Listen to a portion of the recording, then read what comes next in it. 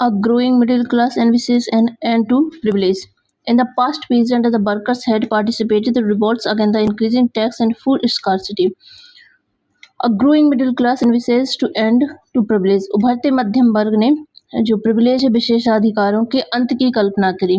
इसके बारे में बात करते हैं. In the past peasant and workers had participated in revolts against increasing tax and the food scarcity. इसके पहले पास्ट में क्या हुआ था कि जो वर्कर्स थे, कौन थे वर्कर्स, जो कामगार थे, और जो पीजेंट थे किसान, उन्होंने क्या किए थे, पार्टिसिपेट, भाग लिया था किसमें, जो पहले आंदोलन हुए थे. किस तरह के आंदोलन, जिसमें टैक्स वगैरह इंक्रीज किया गया था. ठीक है. और फूड स्कार्सिटी यानी भोजन की कमी या अन्न की कमी की वजह से कुछ भी हुआ था, उस टाइम टैक्स इंक्रीज किए गए थे. तो उसके लिए उन लोगों ने क्या किया था कि पहले भी रिवॉल्ट्स की थी, but they lack the means and programmes to carry out full scale measure that would bring about change in the social and economic order. पर क्या था कि उनके पास ना तो साधन थे, ना ही कोई कार्यक्रम थे कि जिसकी वजह से, जैसे कि the means program to carry out full scale of the would bring about the changes social and economic order. ना तो उनके पास किसी प्रकार के इस तरह के साधन थे, ना ही कोई ऐसे कार्यक्रम थे जिसकी वजह से वो क्या कर लें कि वो जो सोसाइटी है उसमें क्या ले आए, सोशल और इकोनॉमिक ऑर्डर में चेंजेस लेके आ जाए. ठीक है. अब क्या हुआ, this was left to those group with in the third state who had become prosperous had to access to education and new ideas. अब देखो धीरे धीरे समय चेंज हुआ, परिवर्तन हुआ, तो क्या हुआ, this was left to those group with in the third state. अब थर्ड स्टेट में कुछ लोग थे जो आपको आगे कैटेगरी बताई जाएगी, जैसे कुछ थे, क्या थे, जो क्या करते थे, ट्रेड वगैरह करते थे, मैन्युफैक्चर वगैरह करते थे. तो उस ग्रुप में वो लोग थे थर्ड स्टेट के, वो कैसे थे, समृद्ध भी थे, शिक्षित होकर नए विचारों के संपर्क में आ सके, वो नए विचार, वो शिक्षित हुए, educated. This was left to those group with in the third state who had become prosperous. वो कैसे हो गए थे, वो समृद्ध हो गए थे. ठीक है.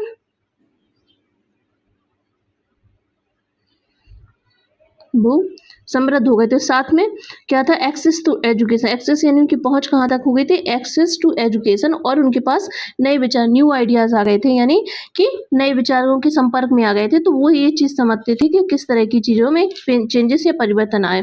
The 18th century witnessed of the emergence of the social group time of middle class. अब देखो जो क्या हुआ था 18th सेंचुरी में, क्या हुआ, emergency social group, new social group आया, जिसको क्या बोलते हैं, मिडिल क्लास. मिडिल क्लास कैसा था, वो समृद्ध भी था, प्रॉस्पेरस भी था, और साथ में क्या था कि उसके पास एजुकेशन और न्यू आइडियाज भी थे. वो कैसे इमर्ज हुआ, कैसे उसके विकसित हुआ, या किस तरह से वो उभर के आया, तो उसके बारे में बात करते. And there wealth through an expanded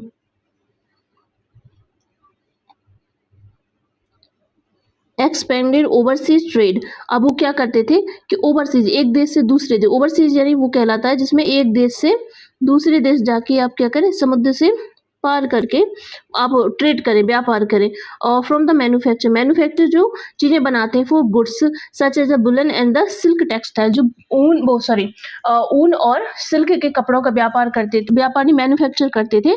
ये लोग थे जो थर्ड स्टेज में, जो मिडिल क्लास में इमर्ज हुए थे. बट आयदा एक्सपोर्ट यानी निर्यात करते थे, brought by the rich member of the society, जो निर्यात करते थे चीजों का, किस तरह का, वुलन का और सिल्क टेक्सटाइल का मैन्युफैक्चर करते थे. और साथ में और जो अलग लोग थे वो क्या करते, ट्रेड करते थे. वो क्या करते थे, जैसे मैन्युफैक्चर हुआ उसके बाद ट्रेड किया गया, तो ये जो रिचर मेंबर होते थे सोसाइटी के, उनके पास ये लोग क्या करते थे, चीजें बाय कर लेते थे.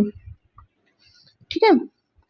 इन addition to merchant and the manufacture, merchant यानी व्यापारी और मैन्युफैक्चर यानी जो चीजें बनाते हैं. Third state including profession such as lawyers, इसमें लॉयर्स भी थे, एडमिनिस्ट्रेटिव ऑफिशियल भी थे, ये लोग भी वेल एजुकेटेड थे.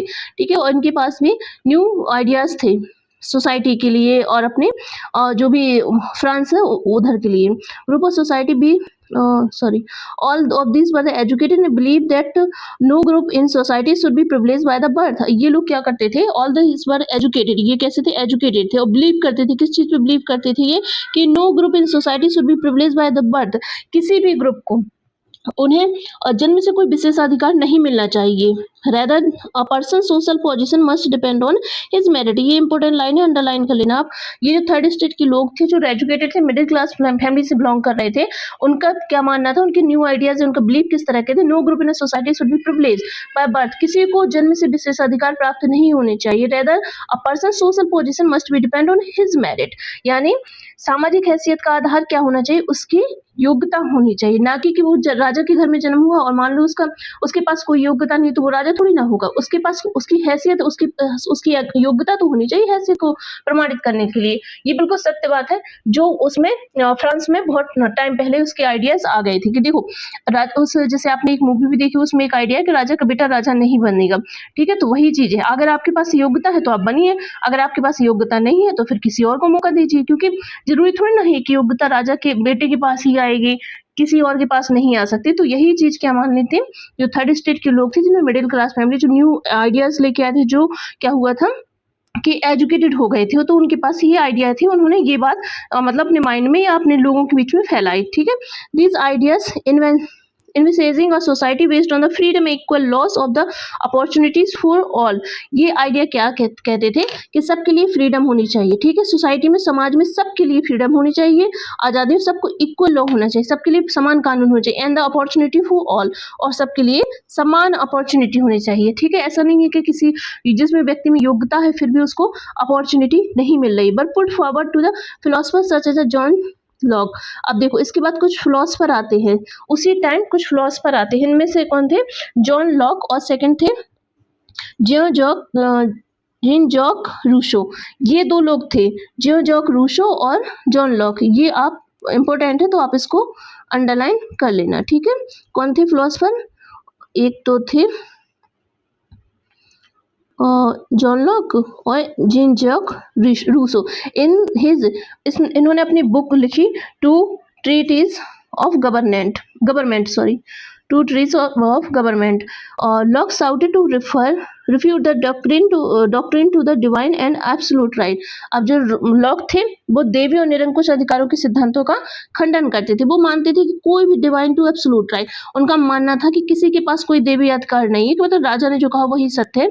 आपकी समझ, आपकी योग्यता, आपके विचार, आपकी क्या सामाजिक पोजीशन को तय करते हैं। ठीक है, तो उन्होंने ये कहा था, तो वो किसी भी तरह के देवी और निरंकुश अधिकारों का खंडन, सिद्धांतों का खंडन करते थे।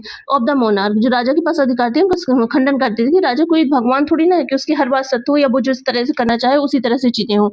Rousseau carried the idea forward, proposing a form of the government based on a social contract between people and their represented। अब देखो एक रूसो थे, वो एक न्यू आइडिया लेके आए। ठीक है, उन्होंने लोगों के सामने अपना आइडिया रखा कि किस तरह का, उन्होंने एक सामाजिक अनुबंध टाइप का आइडिया रखा। उसको किस तरह का आइडिया रखा उन्होंने, in the spirit of the laws. उन्होंने, उनकी बुक थी the spirit of the laws. ठीक है, उसमें इससे प्रेरणा ली लोगों ने, between the people of their represent in the spirit of the laws, इससे जो प्रेरणा मिली। ठीक है, Montesquieu propose the division of the power. अब ये कौन थे, ये रूसो लेके आए थे, उनकी बुक थी the spirit of the laws, और मॉन्टेस्क्यू रिप्रेजेंटेटिव उन्होंने बताया था, और जो मैं in the spirit of the laws, ये मॉन्टेस्क्यू की क्या थी, बुक थी।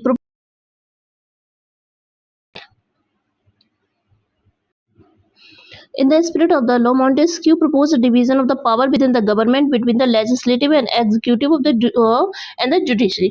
अब जो Montesquieu उन्होंने क्या कहा कि जो पावर है, जो शक्ति है, वो किसमें डिवाइड होनी चाहिए।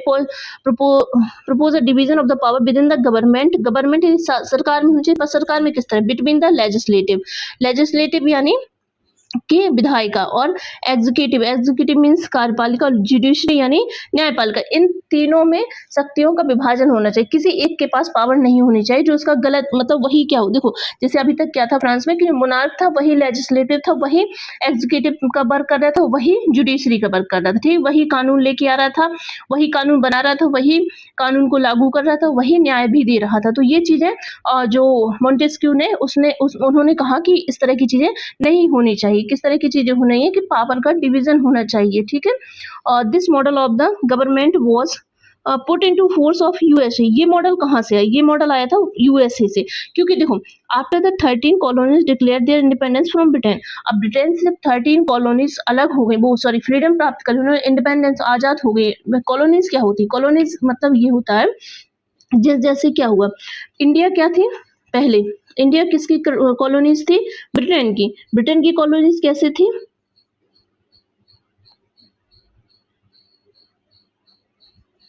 देखो यहाँ इंडिया ब्रिटेन की कॉलोनी थी। अब इंडिया ब्रिटेन की कॉलोनी थी क्योंकि इंडिया पे किसका शासन था? ब्रिटेन का शासन था। तो ब्रिटेन के पास ये कॉलोनी थी इंडिया की, ठीक है। तो जिसके पास जिसका शासन हो, जो जिसको अपने अंडर करवा लेगा तो उसको कॉलोनी माना जाता। तो यूएसए किसके अंडर में था? ब्रिटेन के अंडर में था, ठीक है। तो यूएसए किसके कॉलोनी बना? ब्रिटेन की कॉलोनी में। तो उसमें से जो 13 कॉलोनीज थी किसकी? यूएसए की, वो आजाद हो गई थी, उनको ब्रिटेन से आजादी मिल गई थी। वो आपने पहले प्रीवियस चैप्टर में, वो प्रीवियस वीडियो में देख लिया। अगर आपने नहीं देखा तो पहले आप जाके वो वाला वीडियो देखिए स्टार्टिंग से, फिर आपको समझ में आएगा, ठीक है। After the 13 colonies declare the independence from the Britain, उन्होंने जब यूएसए ने सॉरी ब्रिटेन से अपनी फ्रीडम और जो 13 कॉलोनी थी उन्होंने गेन कर ली, तो क्या हुआ? The American constitution and this it's guarantee of individual rights was an important example for the political thinkers in France.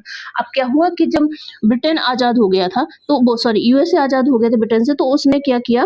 America ने constitution of the guarantee of individual, उन्होंने कॉन्स्टिट्यूशन संविधान बनाया, उसमें इंडिविजुअल राइट्स सबके लिए समान अधिकार, एक एक व्यक्ति के लिए समान अधिकार की बात करी। एज इम्पोर्टेंट एग्जाम्पल, ये महत्वपूर्ण एग्जाम्पल था या प्रेरणा थी किसकी?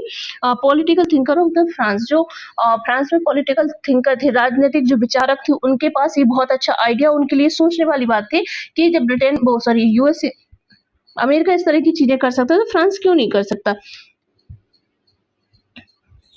The ideas of this philosopher was discussed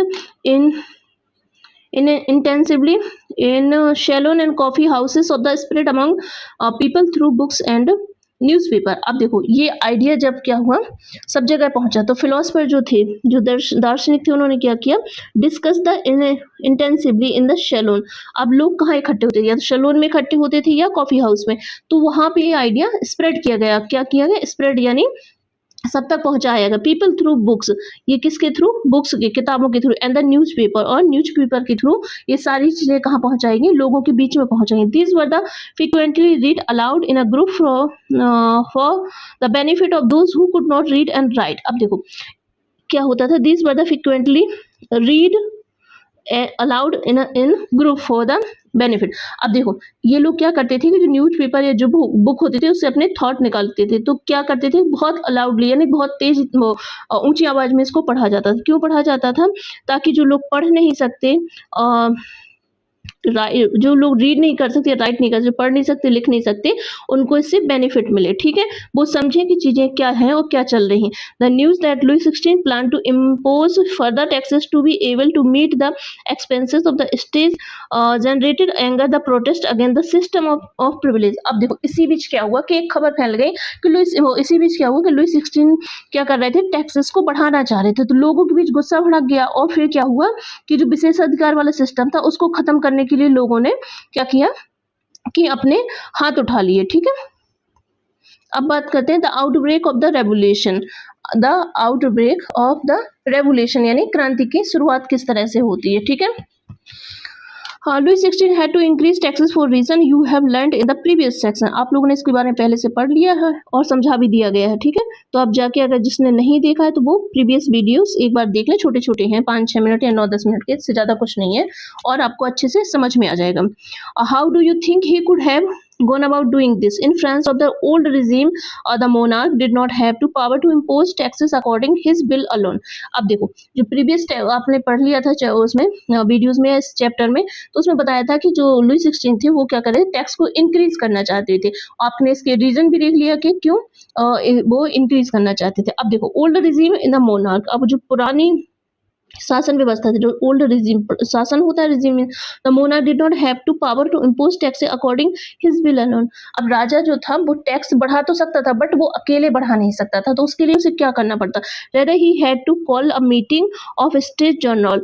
अब देखो, यह उससे स्टेट जनरल की जो मीटिंग होती थी वो बुलानी पड़ती थी। जनरल क्या होते थे, ये प्रतिनिधि सभा होती थी, ठीक है, जो लोगों के बीच से आती थी, who which would then pass his proposal for new taxes. और वो उनके सामने अपना प्रपोजल लेके जाता था और बताता था कि हमें न्यू टैक्स मतलब टैक्स इंक्रीज करना है, तो ये हमने उसका जो प्रतिरूप है वो बनाया है, आप देख लीजिए। The state general was the political body. State general कौन थी, ये पॉलिटिकल बॉडी थी।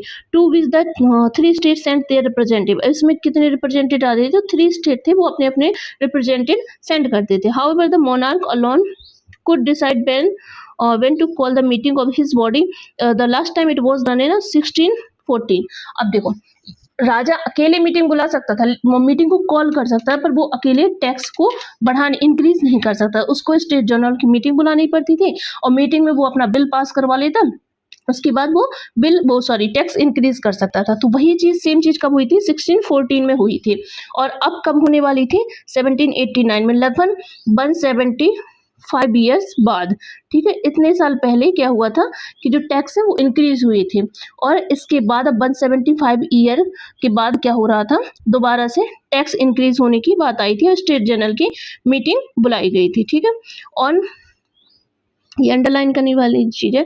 और 5 मई 1789 Louis 16 call together an assemble of the state general to pass proposal for new taxes.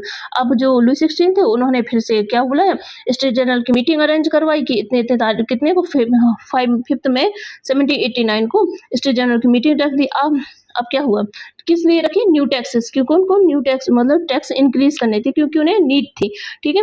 अब resplendent hall in the Versailles was the prepare to the host of the delegates. अब जो प्रतिनिधि थे उनके आने के लिए जो वर्साइल का महल था उसको सजाया गया, ठीक है। The first and second state sent 300 represented each. अब देखो, इसमें एक चीज समझने वाली चीज है कि जो फर्स्ट स्टेट था उसके पास कितने थे, 300 रिप्रेजेंटेड, और जो सेकेंड स्टेट था उसके पास कितने थे, 300, टोटल कितने हो गए, 600, ठीक है, हो गए। अब देखो, the first state and second has sent 300 representative each यानी प्रत्येक के पास 300 थे। Who were seated into row facing each other on two side. अब देखो, इस तरह 300, इस तरह साइड बैठ गए 300 और इस साइड बैठ गए 300। अब क्या था, while the 600 member of the third, अब 600 मेंबर जो थर्ड स्टेट था उसके पास टोटल 600 मेंबर थे, और उनको बैठने के लिए व्यवस्था थी, उनको यहाँ पे खड़ा होना पड़ता था, यहाँ पे जो मोनार्क था वो बैठता था, ठीक है। तो इस तरह से 300 हो गए फर्स्ट स्टेट की, इधर पे हो गए सेकंड स्टेट की, ये हो गए थर्ड स्टेट की, यहाँ पे मोनार्क बैठेगा, ठीक है। तो इस तरह की सारी व्यवस्थाएं थी। 600 men of the third state had stand at the back, उनको कहाँ खड़ा होना था, पीछे खड़ा होना था। The third state was represented by its more prosperous and the educated member। अब चूंकि देखो क्या हुआ था कि थर्ड स्टेट के जो लोग थे वो बहुत मतलब समृद्ध भी हो गए थे, क्योंकि उन्होंने ओवरसीज जाके अपना ट्रेड किया था, ठीक है, और साथ में वो एजुकेटेड भी हो गए थे, वो बहुत अच्छी शिक्षा भी ले चुके थे, और साथ में उनके पास न्यू आइडियाज थे। पीजेंट एंड आर्टिसन, जो पीजेंट थे किसान थे, जो आर्टिसन थे जो कारीगर वगैरह थे, एंड विमेन, इनको डिनाई किया गया था, किसके लिए, असेंबली में जो सभा हो रही थी उसमें एंट्री भी नहीं दी गई थी, किसको, पीजेंट को, आर्टिसन एंड विमेन्स को, ठीक है। However the grievance, grievance means होता है शिकायतें, and demand were the listed on some 40,000 letters which the representatives had brought with them.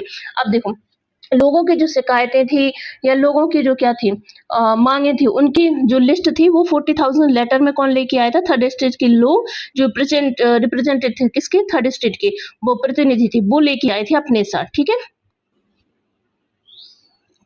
ये चीजें हो गई। अब इसके बाद करते हैं, voting in the state general in the past had been conducted according the principle that each state had one vote। अब देखो, पहले क्या होता था, पास्ट में किस तरह की वोटिंग होती थी कि जो 300 मेंबर थे फर्स्ट स्टेट के, उनके पास कितना वोट होगा, एक वोट होगा, जो फर्स्ट स्टेट के लोग थे, ठीक है, और जो सेकंड स्टेट के लोग थे उनके पास कितने मेंबर थे 300, तो उनके पास भी कितना वोट होगा, एक वोट होगा। और जो थर्ड स्टेट के लोग थे वो कितने थे टोटल 600, लेकिन उनके पास भी वोट क्या था, भी एक ही वोट था। अब देखो ये समस्या थी कि जो 600 थे उसके पास टोटल मेंबर के थे 300, वोट कितना था एक।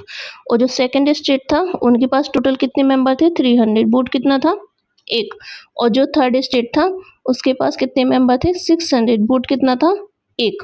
ये समस्या थी। तो टोटल कितनी वोटिंग होनी थी 3 वोट थे, और 3 वोट हो जाते और जो मतलब जहां भी 2 वोट पड़ जाते उस जो साइड भी, तो वो क्या हो जाता, बिल के साइड अगर 2 वोट हो गए तो वो जीत गए, और अगर 2 वोट इधर हो गए नहीं के लिए तो वो जीत गए। तो नॉर्मल सी बात थी, आपको पता ही कि फर्स्ट और सेकंड स्टेट हमेशा साथ ही रहते थे, क्योंकि उनको क्या था, उनको जो बर्थ के प्रिविलेज मिले थे वो उसका आनंद उठाते थे। तो वो जाहिर सी बात है कि राजा मोनार्क की साइड ही वोटिंग करेंगे। लेकिन इस बार क्या था, जो थर्ड स्टेट के लोग थे वो वेल एजुकेटेड थे और वो समृद्ध भी हो रहे थे और न्यू आइडियाज भी आए थे, तो वो अब इस चीजों को मानने वाले बिल्कुल भी नहीं थे। वो तो ये पास्ट की बात हो रही थी, पास्ट में इस तरह की चीजें थी। ठीक है। Had the principle that each state had one vote, उनके पास सिर्फ एक वोट होता। This time to Louis 16 was the determined to continue same practice. अब इस बार लुई 16 तो उसी जो वो थी क्या तरीका था, मैनर था, उसी में वर्क करना चाहता था। But members of the third state demanded the voting now be conducted by the assembly as a whole where each member would have one vote. अब उन्होंने कहा कि जो थर्ड स्टेट के लोग थे तो उन्होंने कहा कि अब इस तरह की वोटिंग नहीं होगी जिस तरह की राजा डिमांड कर रहे थे कि हर स्टेट के पास एक वोट होगा। उन्होंने डिमांड करी कि हर व्यक्ति को, इंडिविजुअल को वोट देने का अधिकार हो। जितने भी लोग 600 अगर हमारे पास थर्ड स्टेट के कौन है रिप्रेजेंटेटिव है, तो उनके पास वोटिंग कितनी होनी है 600, हर व्यक्ति को एक वोट देने का बराबर अधिकार होना चाहिए। तो इस तरह की उन्होंने डिमांड करी थर्ड स्टेट के लोगों ने। ठीक है। This was in the democratic principle put forward by the philosopher like Rousseau, the social contract। अब देखो ये जो प्रिंसिपल था ये कहाँ से आया था, डेमोक्रेटिक प्रिंसिपल था। ठीक है। ये कहाँ से आया था, ये फिलोसफर जो थे रूसो, उनकी बुक से आया था सोशल कॉन्ट्रैक्ट। ठीक है। उसकी बुक से आया था। When the king rejected the proposal member of the third stage walked out in the assembly in the protest. अब जो देखो, अब जिस तरह की चीजें हुई तो राजा को पहले लगा कि शायद वोटिंग हो जाएगी हमारे लिए, लेकिन फिर जब थर्ड स्टेट के लोगों ने इस तरह की डिमांड रख दी तो राजा ने उसको डिनाई कर दिया, मना कर दिया। तो जो थर्ड स्टेट के लोग हैं उन्होंने क्या किया कि वो जो असेंबली थे वहां से चले गए और क्या करने लगे, प्रोटेस्ट करने लगे। किसके अगेंस्ट, राजा मोनार्क के अगेंस्ट। ठीक है। The representative of the third state viewed themselves as a spokesman for the whole French nation। अब जो थर्ड स्टेट के लोग थे वो अपने को क्या मानते थे, वो अपने को फ्रांस के प्रतिनिधि के रूप में संपूर्ण फ्रांसीसी राष्ट्र का प्रवक्ता मानते थे। ठीक है। क्या मानते थे, इस प्रवक्ता किसको, अपने आप को, जो थर्ड स्टेट के मेंबर थे, रिप्रेजेंटेटिव थे, वो अपने आप को पूरे फ्रांस का, पूरे जो फ्रांस राष्ट्र है उसके प्रवक्ता मानते थे, अपने आप को स्पोक्समैन मानते थे। ठीक है। अब क्या हुआ, 20 जुलाई they assembled 20 July they assembled in the hall of indoor tennis court in the ground of बर्साइल।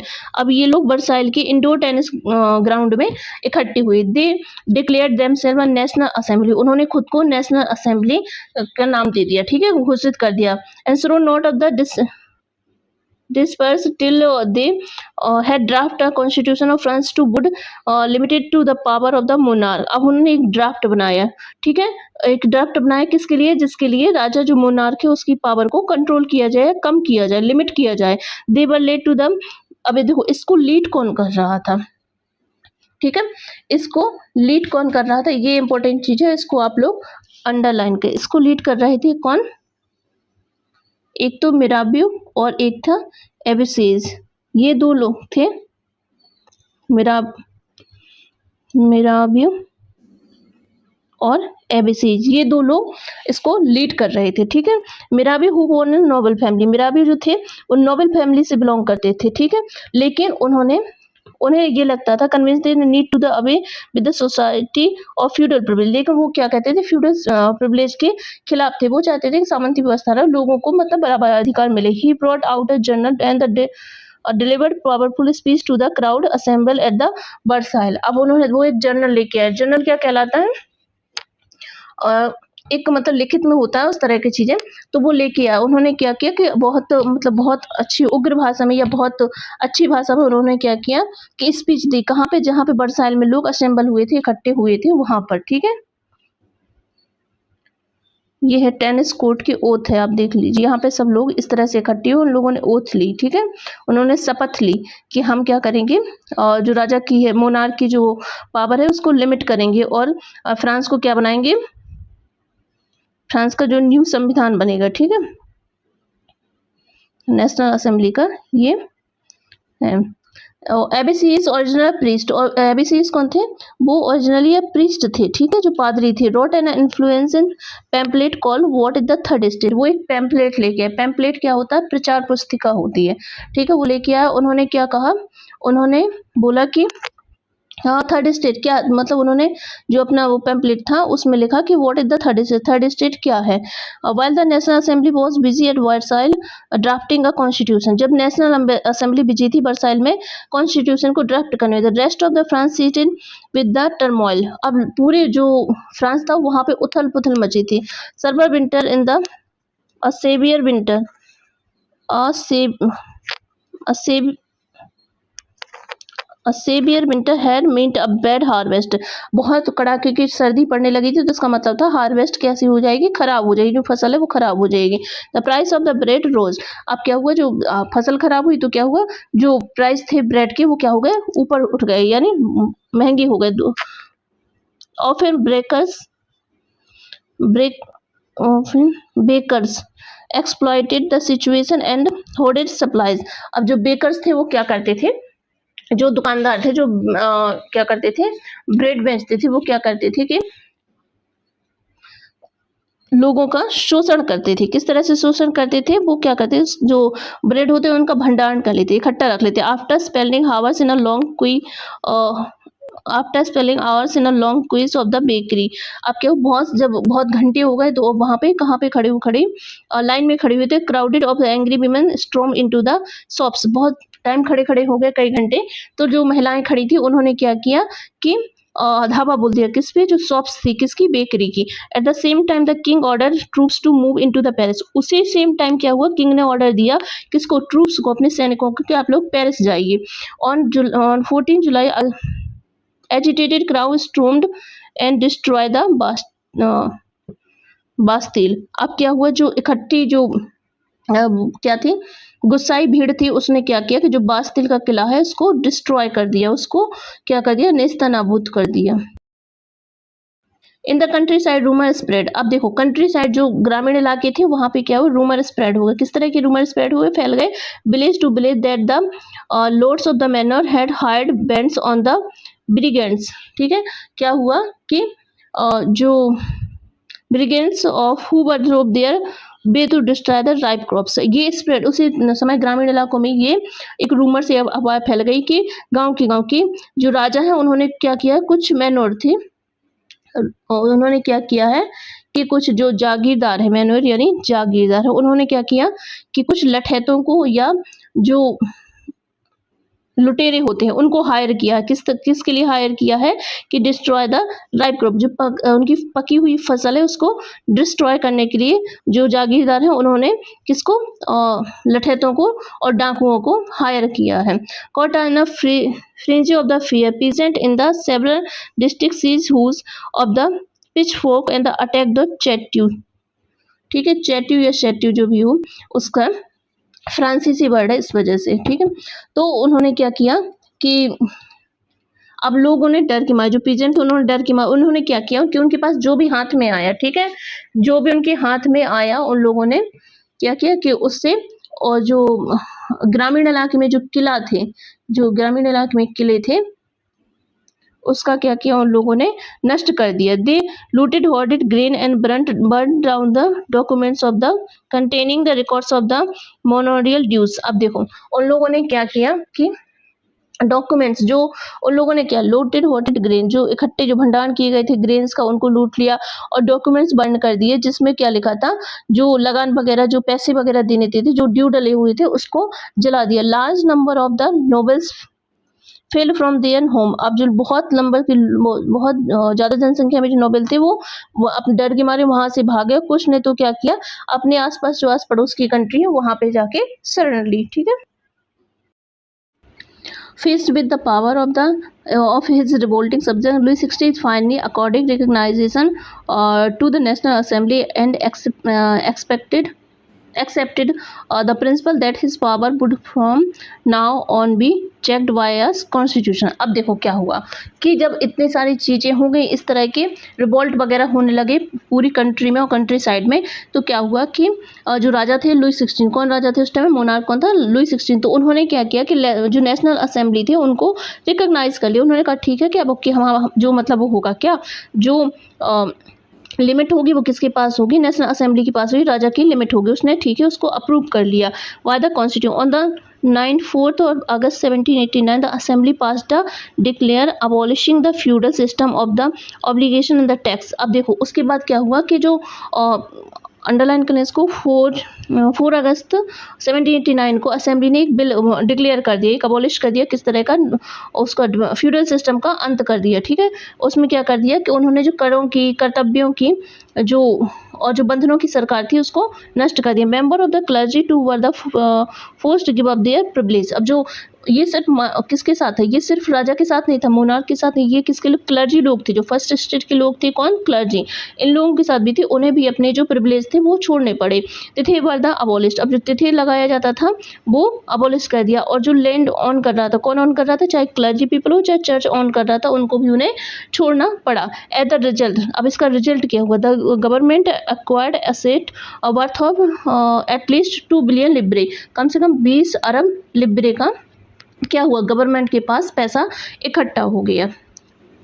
ठीक है, इसके बाद हम बात करते हैं France becomes a constitutional monarchy. अब देखो फ्रांस क्या था, एक संवैधानिक राजतंत्र बन गया। कॉन्स्टिट्यूशन मीन्स संवैधानिक और मोनार्की मीनिंग राजतंत्र हो गया। ठीक है, तो अब फ्रांस एक कॉन्स्टिट्यूशनल मोनार्की बन गया था। The national assembly completed the draft of the constitution in the 1791। अब क्या हुआ कि जो फ्रांस था, उस नेशनल असेंबली थी, उसने क्या किया, अपना ड्राफ्ट कंप्लीट कर लिया कॉन्स्टिट्यूशन का, संविधान का, कब, 1791 में। It's main object was limit the power of the monarch. इसका मेन ऑब्जेक्ट क्या था कि जो मोनार्क है, जो राजा है, उसकी पावर को लिमिट किया जाए। This power incited by being the concentrated in the hands of the one person. उनका मतलब क्या था कि देखो अभी तक क्या होती, जो सत्ता थी वो एक व्यक्ति के हाथ में सीमित थी, लेकिन अब क्या हुआ, person bound spread of the assign a different institution, the legislative, executive, judiciary. अब उन्होंने सीधा से ये मांग करी कि जो सत्ता है वो किसके हाथ में, वो जो शासन व्यवस्था है वो किसी एक व्यक्ति के हाथ में नहीं होना चाहिए, उसको अलग स्प्रेड कर देना चाहिए। उसको लेजिस्लेटिव यानी विधायिका, एग्जीक्यूटिव कार्यपालिका और जुडिशरी न्यायपालिका के तीनों के हाथों में जाना चाहिए। This made France a constitutional monarchy. ये सारी चीज़ें बनके, और किसी भी देश में ये अगर चीज़ें होती हैं तो उसको कॉन्स्टिट्यूशनल ही बोला जाता है, संवैधानिक ही बोला जाता है। बट वहाँ पे राजा को फिर भी अभी मान्यता थी तो उसको कॉन्स्टिट्यूशनल मोनार्की बोला जाता था। ठीक है, explain how the new political system work, ये बताया जाएगा। देखो ये थोड़ा सा समझ लो आप लोग। देखो इसमें क्या था, जुडिशरी थी उसमें कौन था, जज थे। ठीक है, और एग्जीक्यूटिव थी उसमें किंग आ रहे थे, लेकिन किंग कौन था, किंग के पास कंट्रोल था किसको, नेशनल असेंबली को, और नेशनल असेंबली को कंट्रोल था किंग के ऊपर। ठीक है, और इस तरह का इलेक्शन किस तरह से होता था इसके बारे में बात कर लें। जो पैसिव सिटीजन थे, पैसिव सिटीजन यानी निष्क्रिय जो सिटीजन थे वो कौन थे, नो वोटिंग राइट्स, इनको वोट देने का अधिकार नहीं था। About 3 million man, women and children and youth below 25 years, जो 25 साल से कम के लोग थे उनके पास वोट देने का अधिकार नहीं था। ठीक है, और साथ में जो वीमेंस थी उनके पास भी वोट देने का अधिकार नहीं था, और जो बच्चे थे उनके पास भी वोट देने का अधिकार नहीं था। अब बात करते हैं एक्टिव सिटीजन। एक्टिव सिटीजन था इसमें 4 million, about 4 million of the population of 28 million, जो टोटल पॉपुलेशन थी उसमें से 4 मिलियन लोगों को वोट देने का अधिकार था। अब वोटिंग सिस्टम क्या होता था कि वोटिंग सिस्टम में देखो ये जो 4 मिलियन लोग थे ये वोट देते थे कि कितने इलेक्टर्स होते, जो निर्वाचक होते थे 50,000 जो मैन होते थे उनको वोट दिया जाता था। ये लोग अपने इलेक्टर्स को इलेक्ट करते थे। इसके बाद बात करते हैं किसकी, जो नेशनल असेंबली में टोटल कितने मेंबर होते थे। नेशनल असेंबली टोटल 745 मेंबर्स थे। तो जो 4 मिलियन लोग हैं वो वोट करते थे 50,000 को, जो 50,000 है वो वोट करते थे 745 लोगों को। ठीक है, जैसे जो यहाँ पे अभी देखो जो इंडिया में चल रहा है तो उसमें क्या है कि जो इंडिया, जैसे आप मान लो अगर हम चीफ मिनिस्टर की बात करें तो ठीक है, हम लोग क्या कहते हैं एमएलए को वोट देते हैं। ठीक है, फिर एमएलए जाके किसको वोट देते हैं, चीफ मिनिस्टर को। ठीक है, वही चीज़ें कहाँ चल रही थी, यहाँ भी चल रही थी। तो वो जो बस इसमें थोड़ा सा अंतर ये था कि जो एक्टिव सिटीजन पैसिव सिटीजन वाला सीन नहीं था, बट चिल्ड्रंस को अभी भी यहाँ पे वोट देने का अधिकार नहीं है। ठीक है, तो इलेक्टर्स हो गए 50,000, इलेक्टर्स में जो 745 लोग थे उनको चुना जाता था। वो किस लिए, नेशनल असेंबली की। नेशनल असेंबली किसको कंट्रोल करती थी, नेशनल असेंबली कंट्रोल करती थी मोनार्क को। ठीक है, किसको कंट्रोल करती, मोनार्क यानी राजा को। और राजा जो मोनार्क था वो भी नेशनल असेंबली को कंट्रोल कर सकता था। तो ठीक है, ये मोनार्क किस में आ रहा था, ये आ रहा था एग्जीक्यूटिव में, और जुडिशरी वही सिस्टम था जज वाला। The constitution on 1791 vested of the power of the make laws in the National Assembly which was the indirectly elected। ये क्या था, जो नेशनल असेंबली थी वो indirectly elected लोग थे। that is the citizen voted a group of the electors। ये आप लोगों को बता दिया 50,000 electors थे, वो जाके नेशनल असेंबली को वोट करते थे। who in the turn choose an assembly, not all citizen। all citizen आपको बता दिया कि all citizen नहीं थे इसमें। how had to write to or vote only men above 25 year, जो men 25 प्लस में होते थे उनको वोट देने का अधिकार होता था। ठीक है, and as who paid tax equal at least 3 days of the labours wages. और जो 3 दिन का कितना, लगभग 3 दिन का जो वेतन देते थे, जो वेतन यानी और जिनको पैसे मिलते थे इतना अगर वो टैक्स पे कर रहे तभी उनको वोट देने का अधिकार था। Were given the status of the active citizen, इनको एक्टिव सिटीजन माना जाता था। जो 3 दिन की जितना जो वेजेस होता था उतना अगर वो क्या दे रहे हैं, टैक्स पे कर रहे हैं तो, और 25 ईयर प्लस हो तो उनको वोट देने का अधिकार था। They were entitle to the vote, इनको वोट देने का अधिकार होता था। Remaining man and all women were classed as passive citizen. ठीक है, और जो लोग इतना टैक्स नहीं पे कर पाए थे और जो विमेंस थे उनको पैसिव सिटीजन की कैटेगरी में रखा था। To qualify as an elector and that and the member of the assembly a man had to belong to the highest bracket of the tax payer. ठीक है, जो highest bracket of the tax payer में belong करते थे। ठीक है, अब इसके बाद बात करते हैं। The constitution began with the declaration of the rights of the man and citizen rights such as the right to life, freedom और speech, freedom to opinion, equality before inalienable, natural and inalienable rights, that is they belong to each human beings by birth and they could not be taken away. It was the duty of the state and protect each citizen's natural right। अब देखो, जब France ने जो संविधान था 1791 में, संविधान ने अपना प्रारूप पूरा कर लिया, सम्राट की शक्तियों को सीमित कर दिया था। अब उसका मेन एम तो यही था कि सम्राट की शक्तियों को सीमित किया जाए। बट इसके बाद क्या हुआ, इसके बाद हुआ जो नागरिक थे वो एक निर्वाचक समूह का जो इलेक्टर थे वो आपने देखा है कि उसका नेशनल असेंबली का चुनाव करते थे। उसके बाद क्या हुआ, उसके बाद हुआ कि लोगों को किस तरह की राइट्स मिले। अब देखो, राइट्स की बात करी जाए तो right to such as a right to life, जीवन जीने का अधिकार मिला। ठीक है, अभिव्यक्ति की स्वतंत्रता, फ्रीडम टू स्पीच, अभिव्यक्ति की स्वतंत्रता मिली। और उसके बाद फ्रीडम टू ओपिनियन, जो अपने विचार हैं उनको रखो, इक्वलिटी बिफोर लॉ, और कानूनी बराबरी मिली। ठीक है, और ये जो इनकी नेचुरल और इनएनेबल, और इनके बाद इनके जो नेचुरल और इनएनेबल राइट्स थे। ठीक है, जिसको बोलते हैं नैसर्गिक, नेचुरल और हरणीय, जिनको कोई छीन नहीं सकता। ठीक है, rights that is the they belong to each human being by birth and the could not be taken away. इनको कोई भी नहीं छीन सकता था, ये बाय बर्थ ही सबको अधिकार में। It was the duty of the state to protect each citizen natural right. ये प्रोटेक्ट करने की ड्यूटी किसकी थी? स्टेट की, राज्य की या उसकी फ्रांस की जो गवर्नमेंट थी उसकी ड्यूटी थी कि इस तरह इनके जो अधिकार है उनको सुरक्षित रखा जाए। रीडिंग द पॉलिटिकल सिंबल, ये आप लोग थोड़ा सा देख लेना, ये आगे भी है इसमें।